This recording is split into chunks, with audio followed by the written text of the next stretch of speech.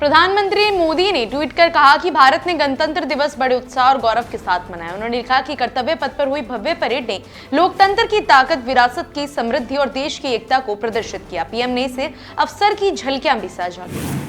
लखनऊ में समाजवादी पार्टी प्रमुख अखिलेश यादव ने कहा कि देश में गरीबी, बेरोजगारी और महंगाई चरम पर है। उन्होंने आरोप लगाया कि पीडीए वर्ग पर अन्याय हो रहा है और सरकारी अस्पतालों में गरीबों को इलाज तक नहीं मिल पा रहा है। अखिलेश ने कहा कि हालात इतने खराब है कि प्रति व्यक्ति आय बताना भी मुश्किल हो गया है।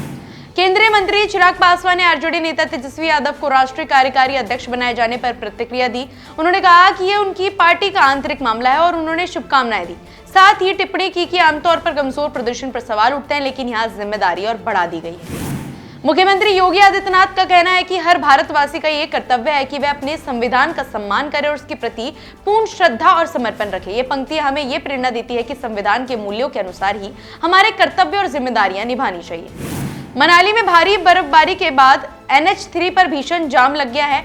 कई पर्यटक फंसे हुए हैं और होटल तक पैदल जाने को मजबूर है। बर्फ हटाने का काम जारी है, लेकिन हालात बिगड़ने से कई लोग लौटने लगे हैं। इस्लामाबाद में भारतीय उच्च आयोग ने 77वां गणतंत्र दिवस मनाया। चार्ज डी अफेयर्स गीतिका श्रीवास्तव ने तिरंगा फहराया और राष्ट्रगान गाया। इसके बाद राष्ट्रपति द्रौपदी मुर्मू का संदेश पढ़कर भी सुनाया गया।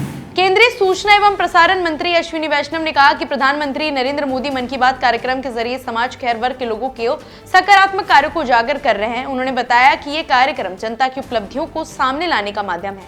मंत्री ने कहा कि इससे देश भर में प्रेरणा और उत्साह का संचार हो रहा है। उत्तराखंड के पूर्व मुख्यमंत्री हरीश रावत ने केदारनाथ और बद्रीनाथ धाम में गैर हिंदुओं के प्रवेश पर प्रतिबंध के फैसले पर प्रतिक्रिया दी। उन्होंने कहा कि ऐसे निर्णय पहले भी स्थानीय परंपराओं के तहत लिए गए हैं, लेकिन हिंदू और सनातन परंपरा की मूल भावना समावेशी और उदार रही है। इसलिए इस मुद्दे पर संतुलन और व्यापक दृष्टिकोण से विचार किया जाना चाहिए। दिल्ली की मुख्यमंत्री रेखा गुप्ता ने कहा कि झुग्गी बस्तियों के विकास के लिए पहली बार 700 करोड़ रुपए का फंड आवंटित किया गया है। इस राशि से नालियां, सड़कें, शौचालय, पार्क और सामुदायिक केंद्र जैसे बुनियादी विकास कार्य किए जा रहे हैं, जिनका उद्घाटन भी किया गया है। पश्चिम बंगाल के नजीराबाद में थर्माकोल गोदाम में भीषण आग लगी, जिसमें 3 लोगों की मौत हो गई। मंत्री अरूप बिस्वास ने बताया कि आग पर काबू पाने के लिए 15 दमकल गाड़ियां, पुलिस प्रशासन और स्थानीय लोग मिलकर काम कर रहे हैं। उन्होंने कहा कि आग लगभग नियंत्रण में है और सभी टीमें तेजी से राहत कार्य कर रही हैं। रायपुर में कांग्रेस नेता और पूर्व मुख्यमंत्री भूपेश बघेल ने कहा कि न्यायिक प्रक्रिया जारी है। उन्होंने बताया कि सीबीआई की अपील में आरोप तय न होने पर उन्हें डिस्चार्ज किया गया था। बघेल ने कहा कि अब अदालत के फैसले के खिलाफ हाई कोर्ट में अपील करेंगे।